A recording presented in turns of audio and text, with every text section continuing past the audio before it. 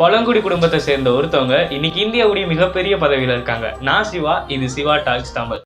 June 20, 1958 ஒடிசால இருக்கக்கூடிய ஒரு பழங்குடி கிராமத்துல பிறக்கிறாங்க திரௌபதி முர்மு. இவங்க 2000 2009 வரை ஒடிசால எம்எல்ஏவா இருந்திருக்கிறாங்க. 2009 அவங்களுடைய பதவிக்காலம் முடிகிறதுக்குள்ள அவங்களுடைய மகன் தலையில அடிபட்டு இறந்து போயிடுறாரு.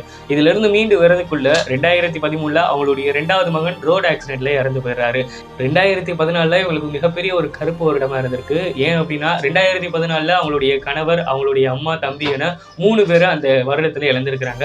இவங்களுக்கு 2009 2014 வரை ஒரு மிகப்பெரிய கருப்பு வருடமா இருந்திருக்கு.